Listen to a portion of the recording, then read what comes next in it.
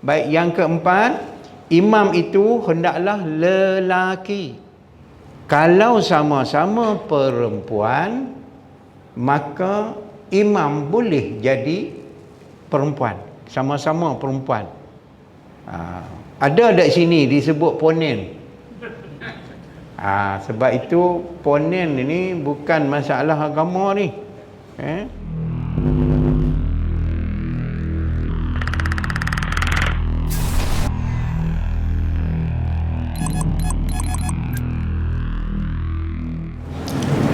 A'udzu billahi minasyaitonir rajim.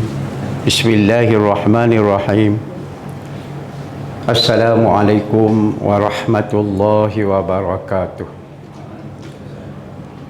Alhamdulillahi rabbil alamin. Wassalatu wassalamu ala asyrafil mursalin wa ala alihi wa sahbihi ajma'in. Rabbana alaika tawakkalna wa ilaika anabna wa ilaikal masir. Rabbi syrah li sadri wa yassir li amri wahlul 'uqdatan min lisani yafqahu qawli. Marilah kita sama-sama memulakan majlis kita dengan membaca umul kitab Al-Fatihah. A'udzu billahi minasyaitonir rajim. Bismillahirrahmanirrahim. Alhamdulillahi rabbil alamin. Ar-Rahmanir Rahim. Maliki yaumiddin. Iyyaka na'budu wa iyyaka nasta'in. Ihdinas siratal mustaqim. Siratal ladzina an'amta 'alaihim ghairil maghdubi 'alaihim waladdallin. Amin. Yang berbahagia lagi dikasihi Tuan Imam, yang berbahagia ahli-ahli jawatan kuasa takmir masjid, tuan-tuan guru, alim ulama, tuan-tuan dan puan-puan muslimin dan muslimat, semoga dirahmati Allah. Bersyukur kita kepada Allah Subhanahu wa taala dengan izin dan inayahnya memungkinkan kita dapat bertemu pada kesempatan ini dan dapat meneruskan siri perkuliahan kita. InsyaAllah tuan-tuan dan puan-puan, pada malam ini kita sampai kepada subtopik yang kelima, iaitu syarat-syarat menjadi imam. Syarat menjadi imam, makna imam di dalam konteks ini imam dari segi syar'an, ilmu syarak, bukan ilmu bahasa. Yang kata imam dari segi bahasa, man qama amamah, siapa yang berdiri di depan kamu atau dia berada di depan kamu, itu imam. Tapi ini dari segi hukum syarak. Kita tengok syarat-syarat atau orang yang paling berhak, ya, tuan-tuan dan puan-puan, perkataan berhak, ya. Apabila ada hak, maka ada wajiban, maka dia ada pula kewajipan dia. Sebab di dalam syarak, al-huquq wal wajiban huwa. Hak dan kewajipan sama, masing-masing pakat ada. Yang pertama kita tengok, hendaklah bacaan imam itu lebih baik daripada bacaan makmum. Makna dia qari. Ini ditegaskan oleh Rasulullah sallallahu alaihi wasallam melalui sabda baginda yang diriwayatkan oleh Ahmad, Muslim dan Nasa'i, yang berbunyi, ya, iza kanu salasatan wal yu'ammahum ahaduhum wa ahaqquhum bil imamah uqra'uhum. Kita tengok di sini makna dia, jika mereka bertiga, Kenapa Rasulullah menggunakan 3? Sekali lagi kita tengok ada makna yang tersembunyi. Hendaklah seseorang dari antaranya tampil menjadi imam. Sedangkan yang lebih berhak menjadi imam itu adalah orang yang terpandai di dalam bacaan Al-Quran di antara mereka. Baik, yang pertama kita tengok salasah ni. Jika kamu bertiga, di dalam Arab salasah bermakna sudah jamak, bermakna dia sudah menjadi orang ramai, jamak lah. Dan yang kedua, kita tengok di dalam hadis ini baginda Rasulullah menyatakan dengan sabda baginda, yang menjadi hak orang itu menjadi imam ialah orang yang terpandai di dalam ilmu fiqh. Tuan-tuan dan puan-puan,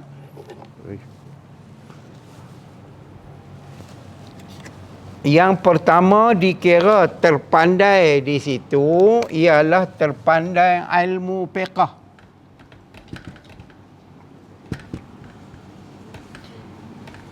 Terpandai ilmu fiqh.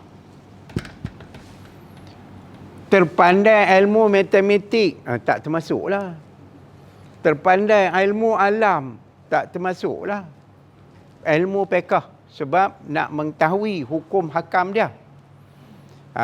Kemudian yang kedua, barulah ilmu Al-Quran.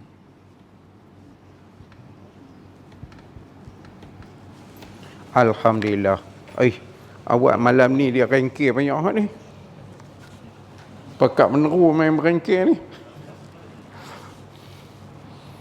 Orang selatan dengar meneru tu lagu mana. Baik, ilmu fiqh dan ilmu Al-Quran. Tengok tuan-tuan dan puan-puan, kena tengok dia punya urutan dia. Yang pertama, kena ambil kira ilmu fiqh. Sebab ilmu fiqh itu ialah untuk menentukan ibadat dia. Contohnya, imam ada kesilapan, makmum tegur, subhanallah. Imam pun meneruskan juga. Makmum kata pula subhanallah. Imam meneruskan lagi. Maka makmum kata subhanallah. Dekat 3 kali ya nak. Jangan pergi duduk subhanallah, subhanallah yang tu berzikirlah. Jadi 33 kali. Dan masa menyebut subhanallah, makmum kena niat bahawa itu sebagai tasbih, bukan untuk menyedarkan imam.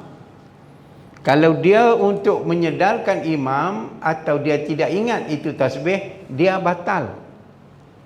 Baik, jangan kita berhenti dekat batal tu saja, tuan-tuan dan puan-puan. Andai kata kita sembahyang Jumaat,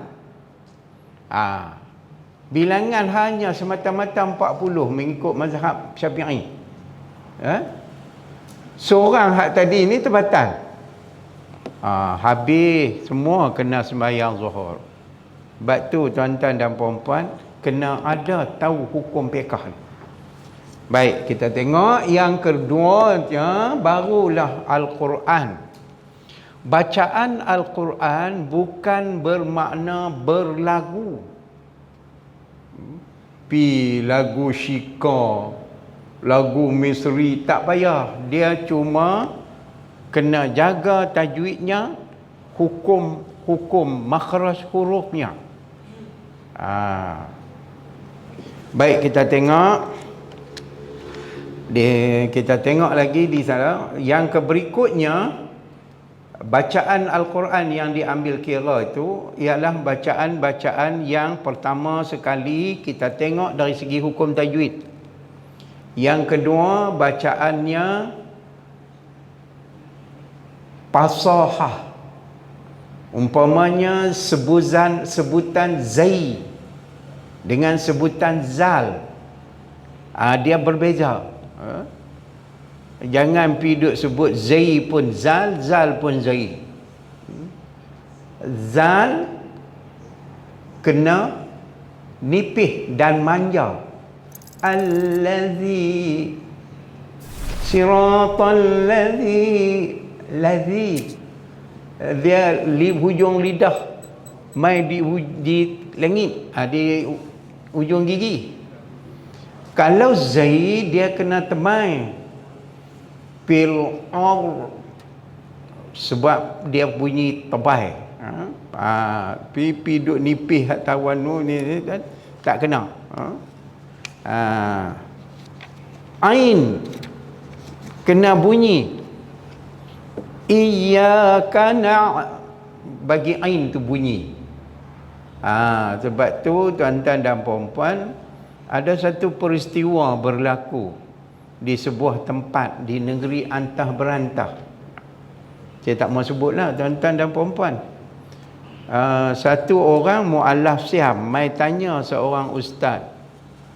Ustaz pun duduk dalam taman tu juga. Kadang-kadang ustaz ni tahu kata si fulan ni nak jadi imam, dia pun tak naik sembahyang berjamaah. Siam ni, mu'allaf Siam ni tanyalah ustaz, pasal apa ustaz kalau kawan ni jadi imam orang tak mau ikut? Kalau kawan ni jadi imam ramai pakat ikut.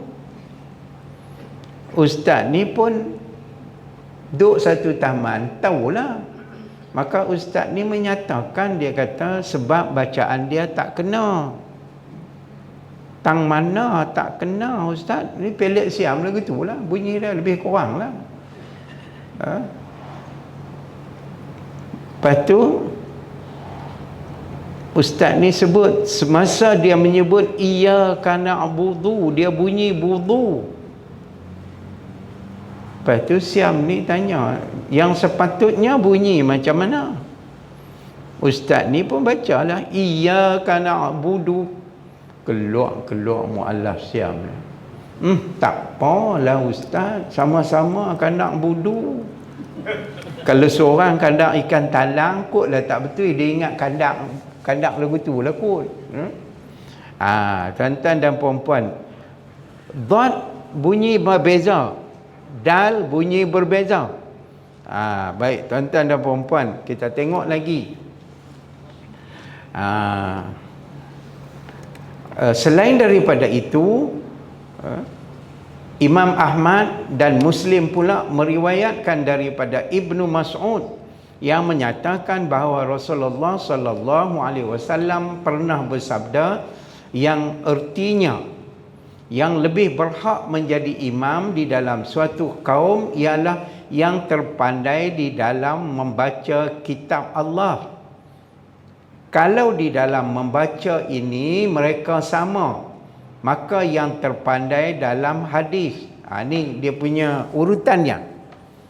Dalam hadis Nabi SAW. Dan kalau di dalam hal ini mereka sama, maka yang terdahulunya hijrah. Siapa yang pi hijrah di masa Rasulullah SAW? Macam sekarang ini dikira orang yang pi menunaikan rukun yang kelima. Sekiranya dalam hijrah itu mereka sama juga, maka yang tertua usianya. Dan janganlah seseorang itu menjadi imam bagi orang lain di dalam lingkungan kekuasaannya, dan jangan pula duduk di hamparan orang kecuali dengan izinnya. Ini tuan-tuan dan puan-puan, antaranya kita tengok saya selalu duk tengok orang kadang-kadang yang jadi imam budak-budak kecil, walaupun ianya boleh baca Quran dengan baik, tapi syarat nak jadi imam mesti akbaru sinnin, makna dia umurnya lebih. Tadi tengok kadang-kadang umur 12 tahun tu tak boleh gagah lah. Saya tengok-tengok ada lah kot dalam 6 tahun, 7 tahun. Walaupun dia baca elok, tapi kalau ada yang lain, utamakan yang lain. Dan satu lagi saya nak ingatkan, baca apa tentang imam ini di dalam kitab Ikhna menyatakan kena ahlil bait. Umpamanya kita pi di satu tempat, tempat itu terasing bagi kita. Ahli bait di situ, ahli keluarga di situ ataupun anak qaryah di situ, itu yang lebih afdal bagi jadi imam.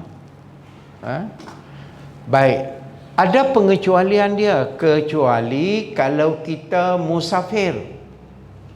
Umpamanya kita musafir, maka kita pi, orang dituntut musafir itu lebih afdal menjadi imam, kerana dakwatul musafir, doa orang musafir itu makbul.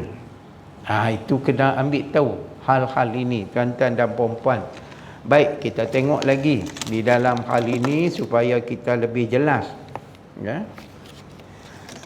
Orang yang duduk di hamparan orang kecuali dengan izin, maknanya di situ dia duduk bukan di atas hamparan yang hak dia. Contohnya macam orang pakat bawa sejadah, musim Covid ni, tiba-tiba dia tak bawa mai sejadah dia, pergi tengok-tengok kawan lain tak ada, kawan tu pergi membaharui wudu, dia pergi duduk sejadah kawan tu, maka dia tak bolehlah jadi imam kecuali dengan izin. Umpamanya imam batal, imam ada dengan sejadah apa semua dah siap, imam batal, maka imam tolak satu orang pi ke depan, jadi dia izinlah bersama dengan sejadah dia yang berada di depan tu. Tentu pun kena ambil kira. Dan ulama-ulama membahaskan hal ini, kalau sekiranya bersembahyang dengan pakaian yang dicuri. Ini dalil dia ni, tuan-tuan dan puan-puan. Baik, kita tengok sama-sama.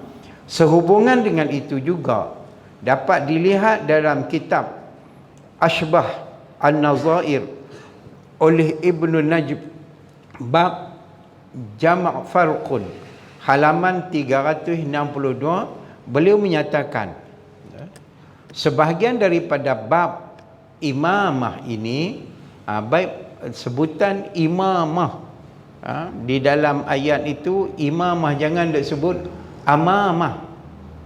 Amamah makna dia ke depan, terdepan. Imamah yang jadi imam, dia baris kasrah, iaitu mendahulukan orang yang lebih beriman. Tengok tuan-tuan dan puan-puan, kalau tuan-tuan dan puan-puan ada buku sendiri, kitab sendiri, tanda yang tu satu, beriman. Kemudian yang lebih qari, bacaannya yang baik, bacaan yang baik. Kalau dia duk baca semua izhar pun tak berapa nak tahuan, qalqalah dia pun tak cukup, yang tu ambillah kawan lain pula. Dan penghabisan sekali muka segak. Muka segak ada lagi. Syarat dia yang ke-8, jadi imam muka segak. Mai Ustaz Ramli tak boleh lah, sebab tak ada hak yang ke-8 tu. Baik, kita tengok lagi. Kemudian yang lebih wara'. Baik, yang kata wara' ni dalam hukum Islam bukan bermakna berjalan tunduk. Selalunya kita Tengok kawan tu berjalan tunduk, maka kita kata dia warak. Yang kata warak di dalam bab fiqh ni, tuan-tuan dan puan-puan, pertama, orang yang mengawal dirinya daripada melakukan dosa. Yang pertama, dia mengawal. Ulama membahaskan hal mengawal ini termasuk menjauhi dirinya. Sebab itu ulama berpandukan dengan ayat Bismillahirrahmanirrahim, wala tarkanuna ilal ladzina zalamu fatamassakumun nar. Itu ayat dia. Dia kena menjauhkan diri, mengawal diri. Yang kedua, dalam keadaan dia sedar dan ia berubah atau berusaha untuk mengubah dirinya untuk menjadi baik, walaupun berdikit-dikit. Katalah dia sedar diri dia, dan dia sedar dia tak mau dah duduk di dalam keadaan yang suasana dia bukan sebagai orang yang warak ni, maka dia berusaha untuk mengubah dirinya untuk menjadi ke arah yang lebih baik. Contohnya, ulama-ulama membincangkan ini ada 13 sifat di sini, termasuk minum di tepi jalan. Tuan-tuan dan puan-puan, sebab itu ambil kira. Termasuk minum berdiri. Makan berdiri telahlah.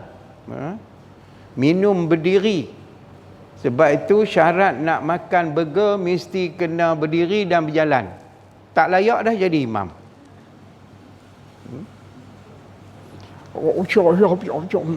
Jalan piano. Tak ada. Syarat ini ada banyak syarat dia, tuan-tuan dan puan-puan.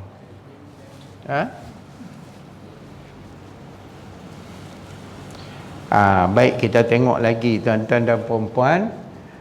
Dia mengawal diri. Dan yang ketiga,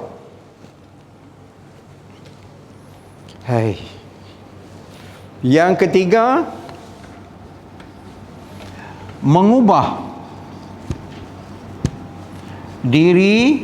dirinya, sifat-sifatnya, kelakuannya dari buruk kepada baik, lebih baik. Ini syarat dia. Yang kata warak ni bukan berjalan tunduk. Yang tu orang tua-tua Kedah kata warak kucing.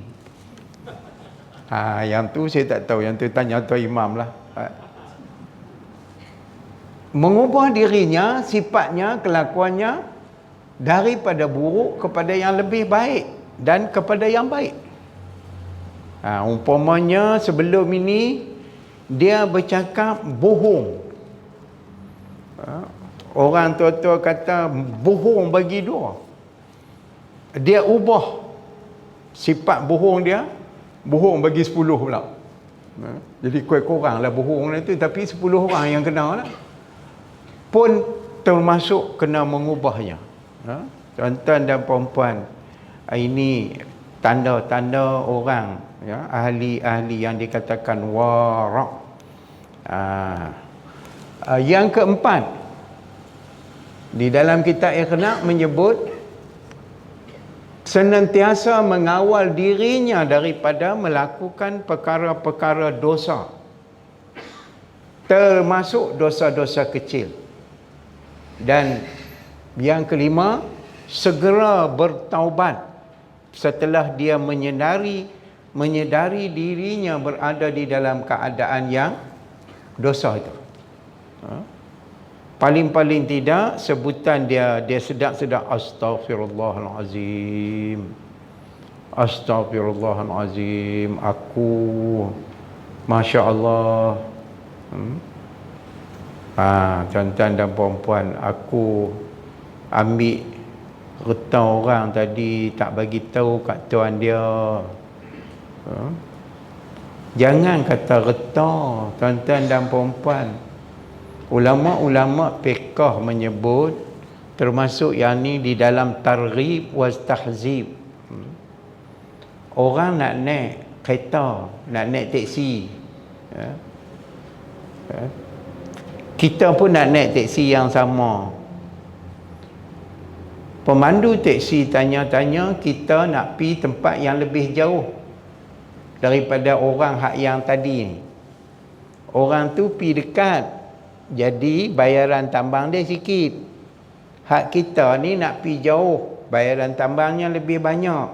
Maka tuan yang mempunyai teksi lebih mengutamakan kita.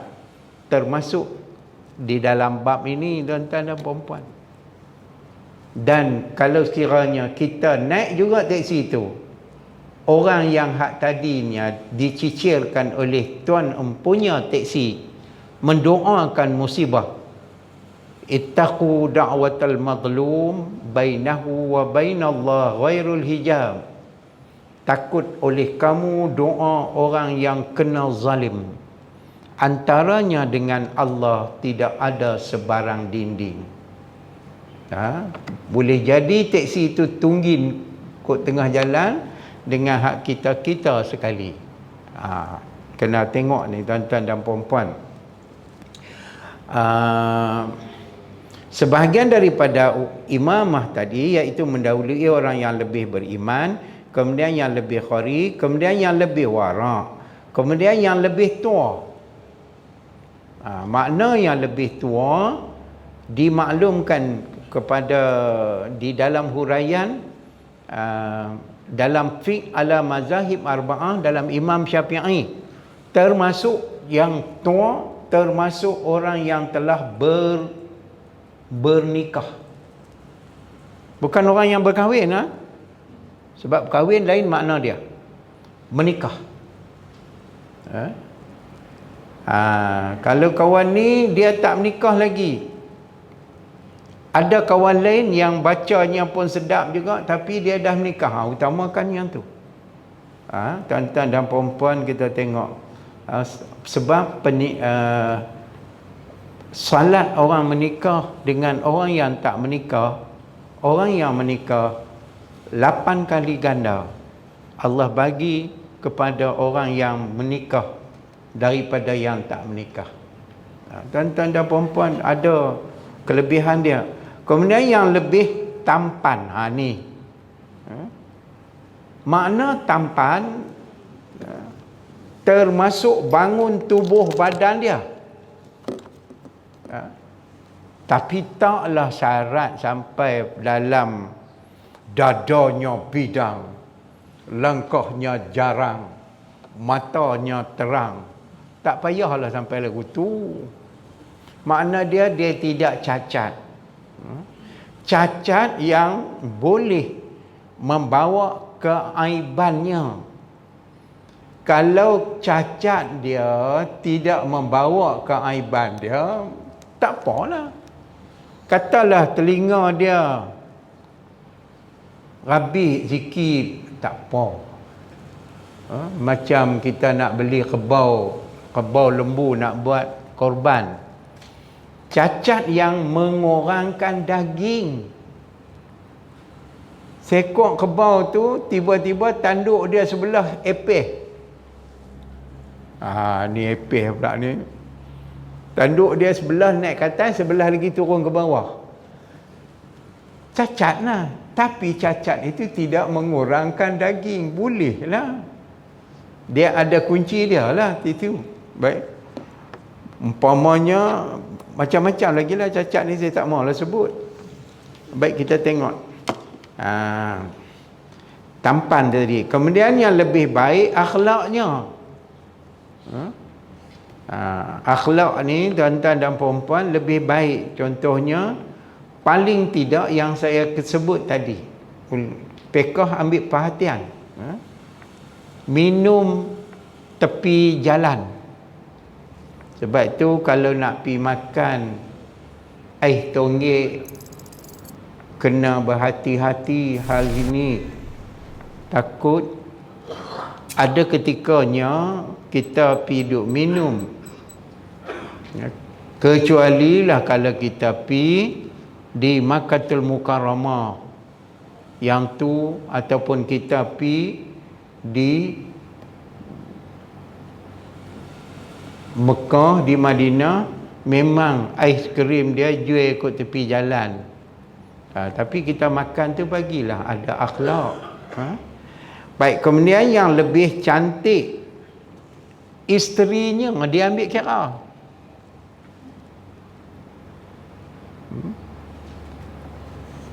Lebih cantik isterinya. Baik, kita sambung balik. Yang kedua, janganlah imam itu sedang mengikut ataupun menjadi makmum kepada imam yang lain. Ini kadang-kadang kita masbuk ni tuan-tuan dan puan-puan. Kita tengok masbuk ni. Ni imam yang di sana nampak televisyen. Alhamdulillah. Yang ni makmum. Makmum ni ikut imam ni. Tiba-tiba mai seorang lagi dia ikut hak ni. Dalam suasana kawan ni ikut hak ni. Kecuali kalau siap kawan ni dah bagi salam, dia mufaraqah, maka kita mengimamkan dengan dia. Tak apalah. Ini kita kena, umpamanya kita sembahyang di RNR. Ramai RNR, kadang-kadang kawan tu, sebab itu kena pergi tengok dulu. Jangan terus kita pergi masbuk dengan dia. Tengok dulu dia ni ikut mana ni. Oh, dia ikut imam tu. Maka kita ikutlah sama dengan imam tu. Jangan pergi duk menjadikan dia imam sedangkan dia juga sebagai makmum, kecuali setelah dia tamat. Hak makmum, imam di depan ni dia tamat, maka dia bangkit menyelesaikan balik, maka kita menjadikan dia imam. Itu tuan-tuan dan puan-puan kena ambil peduli hal ini.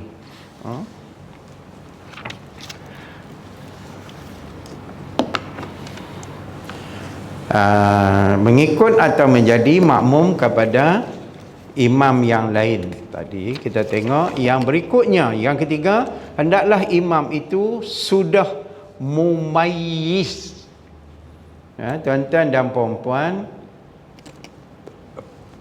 di dalam kitab itu, kalau boleh kitab sendiri, buh baris mumayyiz.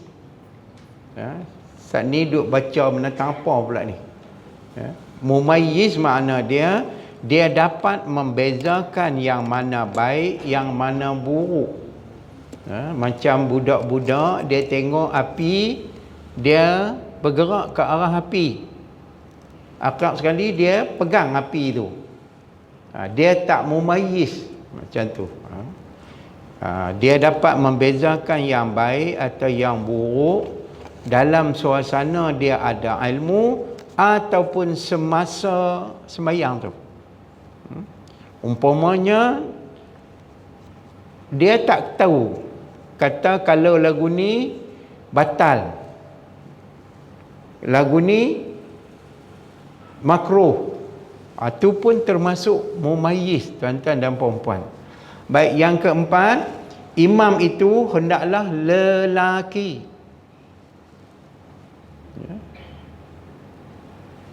Imam nak jadi tu lelaki. Kalau sama-sama perempuan, maka imam boleh jadi perempuan, sama-sama perempuan. Ada dekat sini disebut ponen. Sebab itu ponen ini bukan masalah agama ni. Pi nak jadi imam kepada yang lelaki. Saya tak mau sebutlah nama dia, walaupun ada orang sebut. Baik, kita tengoklah tuan-tuan dan puan-puan, imam hendaklah lelaki kalau sekiranya makmum itu ada yang lelaki walaupun seorang. Katalah makmum semua ada 100, seorang daripadanya ada lelaki, termasuk oponen ni, maka imam mesti lelaki. Jangan duk kira majoriti di sini. Angkat tangan. Bukan semua majoriti diboleh pakai di dalam hukum-hukum hakam ni. Baik, kita tengok ketentuan ini perlu dipatuhi apabila jamaah terdiri daripada lelaki dan perempuan. Untuk lengkapnya hal ini dapat dijelaskan sebagai berikut. Cuba kita tengok. Yang pertama, lelaki tidak boleh berimam kepada perempuan. Dengar iqamat tadi surah besar, tiba-tiba Allah, perempuan jadi imam. Yang Sami Allahu liman hamidah surah kecil, mai hak belakang sambung Rabbana walakal hamd, tu rupanya makmum dia lelaki. Mamnu, batal. Dan perempuan, lelaki dan perempuan, dan untuknya lengkap. Kita tengok. Pertama, tidak boleh berimam kepada perempuan lelaki. Dalam apa perkara sekalipun. Katalah perempuan itu memiliki 8 syarat untuk nak jadi imam. Masuk dengan rupa dia cantik apa semualah. Yang hak lelaki ni, walaupun begitu, dia tak boleh nak jadi makmum kepada perempuan yang ada 8 syarat tadi. Yang kedua, lelaki tidak boleh berimam kepada khunsa. Buh garis miring, muskil. Lepas pada khunsa tu buat garis miring. Garis miring ni oblit lah.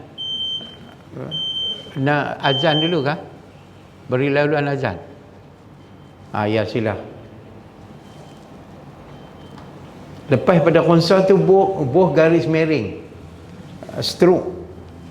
Makna dia khunsa lain, muskil lain. Lagi kita hurai.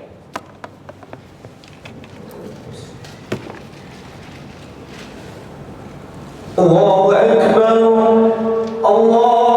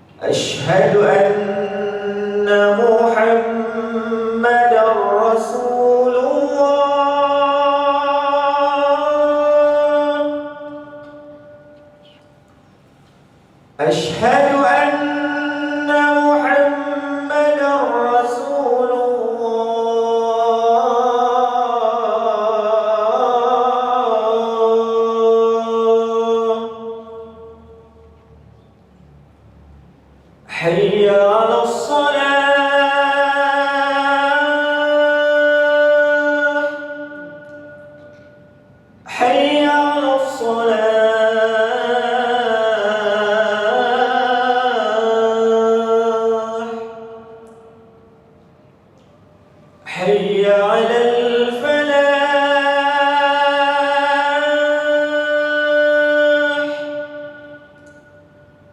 حي على الفلاح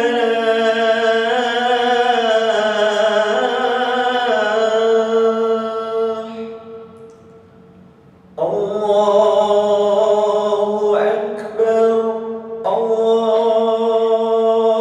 أكبر لا إله إلا الله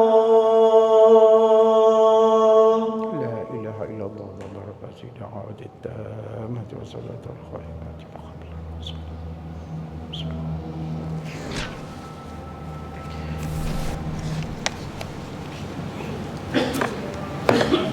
Baik, kita tengoklah yang dikatakan khunsa. Yang dikatakan khunsa ialah yang mempunyai alat kelaminnya dua. Cara hak lelaki pun dia ada, hak cara perempuan pun dia ada. Yang kata muskil, dalam suasana dia ada dua alat kelaminnya, tetapi yang mana ketentuan yang boleh diguna tak tahu. Dia ni nak guna hak lelaki pun tak tahu, hak guna hak perempuan pun tak tahu. Yang tu yang kata muskil. Ada dua juga. Yang tu hak tadi khunsa tadi dia boleh masa yang tertentu dia guna cara perempuan. Ada ketikanya dia main haid. Hak yang muskil ini nak kata dia tu lagu mana, tu yang muskil. Dia tak tahu.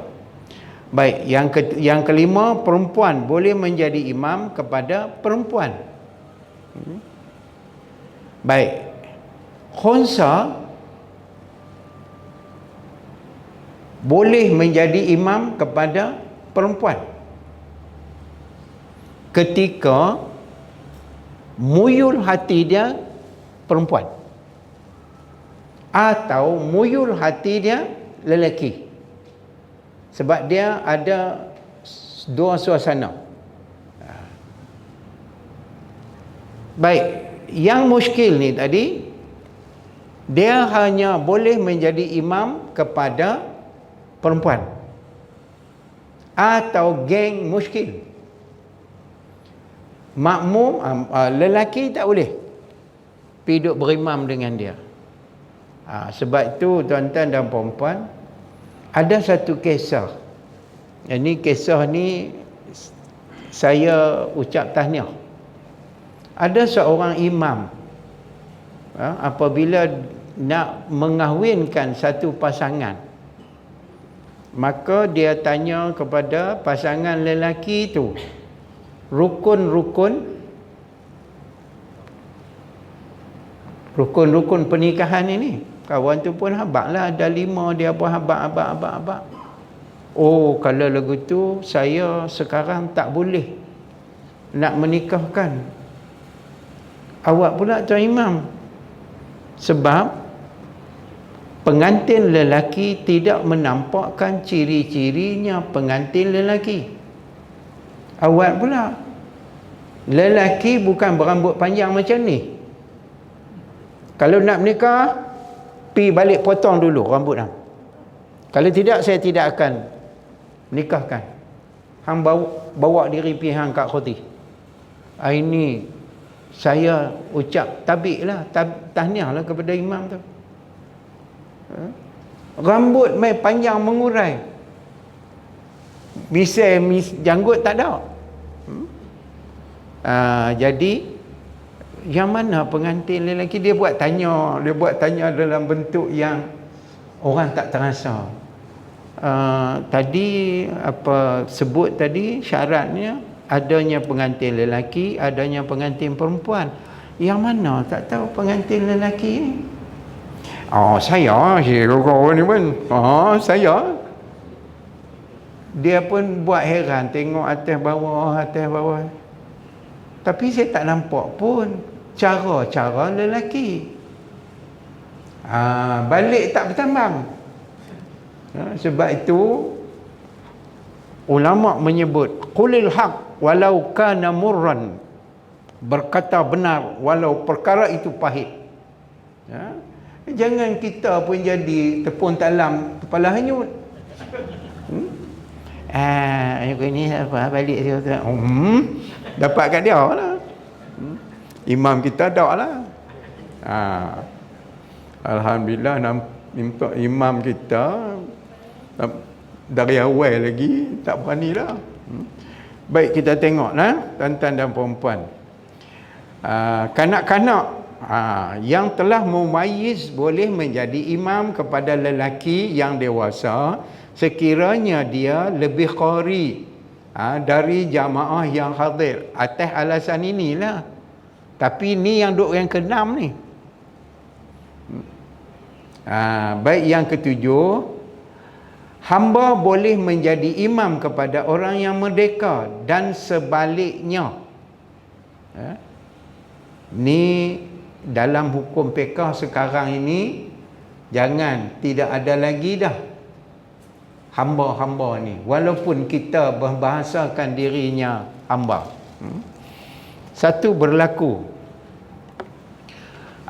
peristiwa berlaku yang dihakimi oleh seorang qadhi, nama dia Abu Ayyad. Tengok ni tuan-tuan dan puan-puan, qadhi. Di dalam pemerintahan Muawiyah bin Abi Sufyan, maka berlakulah satu permasalahan. Maka si fulan ini yang menjadi al-malak min haulih kepada Abu Sufyan, dia menjadi saksi. Dia nak menjadi saksi dalam pembicaraan itu. Sebaik saja dia muncul nak jadi saksi, Qadhi Abu Ayyad ini menyebut, saya tidak boleh menerima kamu sebagai saksi. Maka saksi itu menyebut, why? Dia tak kata why tu. Dia kata, kenapa pula aku tak boleh jadi saksi? Maka Qadhi Abu Ayyad menyebut, aku pernah dengar satu waktu kamu menyebut kepada Muawiyah bahawa kamu sebagai hamba Tuhan. Betul tak?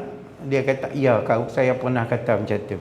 Apabila sebut ya, maka dia kata, saya tidak boleh menerima kalau ucapan kamu itu ucapan yang betul, maka kamu tidak boleh jadi saksi sebab kamu memang betul hamba. Tengok satu. Andai kata hak yang kamu sebut tadi ni sebagai bermuka-muka, makna dia tak betul, pun tak boleh terima, kerana saksi tidak boleh daripada orang yang berbohong. Balik tak bertambang. Ini tuan-tuan dan puan-puan, khulil haq walau kana murran, berkata benar walau perkara itu pahit. Jangan duk pakai. Sebab itu Tok Guru saya kata, kalau hukum Islam ni ada 5, habaq 5 tu. Haram, tak haram. Jangan duk sebut boleh, tak boleh. Boleh kot. Tak ada. Yang ni boleh tak? Tak boleh. Haram. Al-halalu bayyinun wal haramu bayyinun. Ni duk tak boleh apa? Tak boleh kot. Bukan bicara lagu tu. Dia ada 5 hukum tu. Baik, kita sambung balik. Imam hendaklah lebih faham masalah hukum syarak. Ni yang kata fiqh ni daripada makmum. Di dalam bukunya Syarhul Mazhab, Imam Al-Mutawalli menyatakan sebagai berikut. Imam Mutawalli ni adalah alim fiqh. Ada seorang lagi yang nama Mutawalli juga, tapi alim qiraat. Baik, didahulukan menjadi imam orang yang lebih bersih pakaiannya. Jangan kita duk baca pula, innallaha la yanzuru ila suwarikum walakin yanzuru ila qulubikum. Ini bab fiqh kena yang bersih. Sebab itu Islam suruh utamakan pakaian-pakaian yang suci, nampak suci. Saya pernah masa tu budak Jepun, washing machine tu, orang panggil budak Jepun. Jenis washing machine yang tidak ada bilas. Tu tuan-tuan dan puan-puan, masa tu tak ada bilas. Boh masuk di dalam tu, pusing. Tak lagi buat keluar air tu, boh pula pusing. Air mutlak tidak melaluinya. Dia kena alirkan air mutlak tu. Umpamanya buka hak saluran tu, baru tuang ke atas, baru dia jadi suci dan menyucikan. Kalau pakai semua duduk dalam tu, sat lagi buka turun, sat lagi buka spring dia semua, air tu ada ketikanya dia bertakung, maka kesuciannya diragui. Tuan-tuan dan puan-puan, sebab itu tuan-tuan dan puan-puan, hal ini yang hak lelaki tengok isteri basuh pakaian macam mana. Yang hak isteri pula kena main duk mengaji macam mana ayat yang kata mutlak tu, yang suci dan menyucikan tu. Apabila kita tengok pakaian, minta maaf cakaplah tuan-tuan, saya pernah menyebut hal ini di dalam kuliah saya tentang orang yang pakai songkok hitam. Tak maaflah kalau ada yang bersongkok hitam, songkok baldu tu, kepiah hitam tu, tak apalah. Saya tanya di dalam majlis ni, bukanlah saya habaq kat seorang orang yang tertentu. Saya kata, berapa lama kita beli songkok hitam tu, baldu tu? Dia apa habaq lah, berapa 15 tahun apa semua lah. Ada tak pernah jatuh? Banyak kali Ada tak kemungkinan dia kena najis? Ada. Basuh tak? Tak basuh. Pasal apa tak basuh? Tak basuh jadi bulu kambing. Elak daripada bulu kambing, maka dia pakai beruih saja. Tengok tuan-tuan dan puan-puan, semayang dah, semayang. Na'udzubillah. Sebab itu disebut, laisal jamalul lazi tuzayyinuka, tidak dikatakan cantik dengan apa yang menghiasi kamu. Innal jamala jamalul aqli wal adabi, yang dikatakan cantik ialah kecantikan akal fikiran dan keluhuran budi.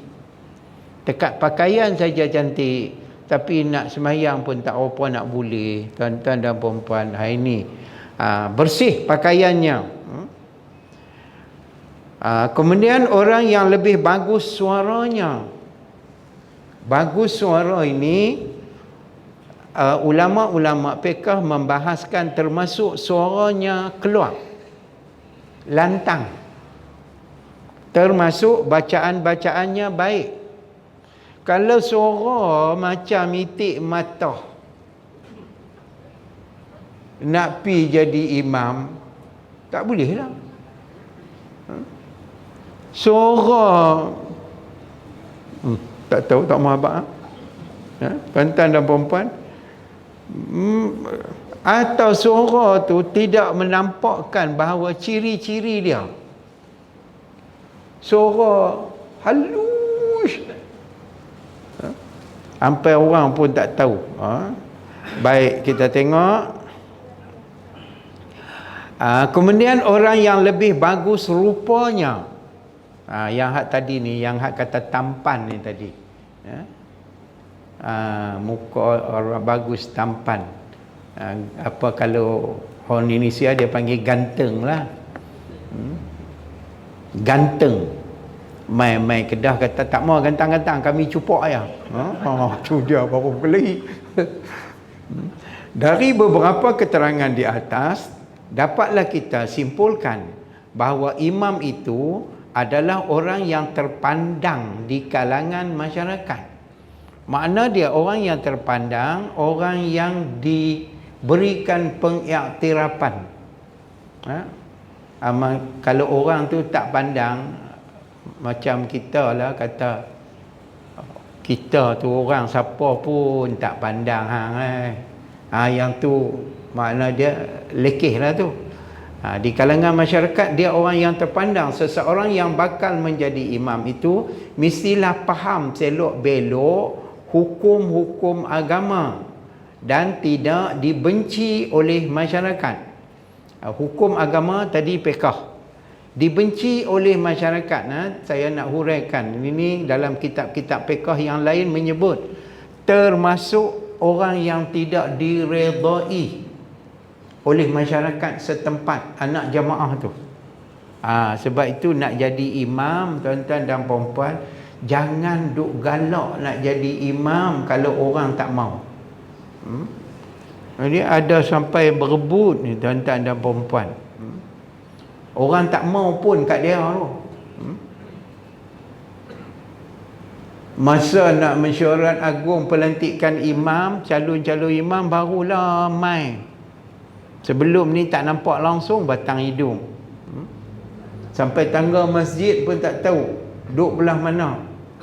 Yang tu tuan-tuan dan puan-puan, kita tengok imam bukan sahaja merupakan pemimpin di dalam salat, tetapi hendaklah merupakan maraji' ataupun tempat merujuk bagi masyarakat lingkungannya dalam masalah-masalah hukum-hukum agama terutamanya. Umpamanya orang pi tanya dia, tanya imam, sebab tu imam kena tahu juga hukum-hukum ni. Tak boleh kawan nak tanya tu kata, tuan imam, adakah dalam hukum-hukum fiqh ada perkataan tak boleh? Yang saya tahu ada 5 hukumnya. Hak tak boleh ni tak ada. Tak boleh kot, tak ada. Ini baik yang berkaitan dengan masalah solat ataupun munakahat dan lain-lain. Mai tanya tuan imam, boleh tak nak buat Cina buta? Tuan imam kata, dia kalau buta tak apa, kalau celik yang tak boleh. Bukan pasal lagu tu. Dia kena tahu hukum dia. Sebab hadis Rasulullah sallallahu alaihi wasallam menjelaskan dengan tepat, al-muhallalu wa muhallilu finnar. Orang yang jadi Cina buta, orang yang suruh jadi Cina buta, kedua-duanya di dalam neraka.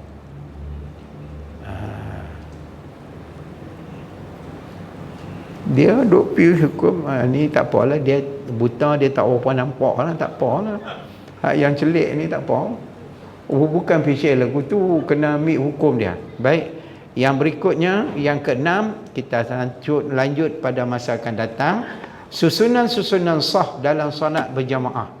Ini pun satu yang kita nak kena tengok tuan-tuan dan puan-puan, susunan-susunan sah di dalam solat berjamaah. Kalau ada lelaki nak duduk di mana, kalau ada perempuan nak duduk tang mana, kalau sekiranya di dalam masjid setakat mana jaraknya, kalau di dalam surau setakat mana jaraknya. Sebab itu di dalam kaedah COVID ni disuruh kita berenggang 3 hasta ataupun 3 meter. Sebab hukum fiqh mazhab Syafi'i, kalau lebih daripada 3 meter, kalau lain daripada masjid, tidak mendapat pahala jamaah. Orang pun kaji dah tuan-tuan dan puan-puan. Orang suruh tutup mulut dengan tutup hidung, bukan piduk tutup leher. Wallahu a'lam. Al-Fatihah. A'udzu billahi minasyaitonir rajim. Bismillahirrahmanirrahim. الحمد لله رب العالمين الرحمن الرحيم مالك يوم الدين إياك نعبد وإياك نستعين اهدنا الصراط المستقيم صراط الذين أنعمت عليهم غير المغضوب عليهم ولا الضالين آمين. أعوذ بالله من الشيطان الرجيم بسم الله الرحمن الرحيم الحمد لله رب العالمين حمدا يوافي نعمه ويكافئ مزيده يا ربنا لك الحمد كما ينبغي لجلالك وجهك وعظيم سلطانك اللهم نور قلوبنا بالقرآن العظيم اللهم ألف بيننا كما ألفت الأرض بالماء اللهم اجمع بيننا كما أجمعت بين هارون وإبراهيم اللهم اجمع بيننا كما أجمعت بين جبرائيل وميكائيل ربنا ظلمنا أنفسنا وإن لم تغفر لنا وترحمنا لنكونن من الخاسرين اللهم افتح علينا فتوح العارفين وارزقنا فهم النبيين وحفظ المرسلين اللهم اجعلنا من الشاكرين اللهم اجعلنا من التوابين اللهم اجعلنا من المتطهرين اللهم اجعلنا من المصلين اللهم اجعلنا من الناجحين اللهم اجعل جمعنا هذا جمعا مرحوما وتفرقنا من بعده تفرقا معصوما ربنا آتنا في الدنيا حسنة وفي الآخرة حسنة وقنا عذاب النار وصلى الله على سيدنا محمد وعلى آله وصحبه وسلم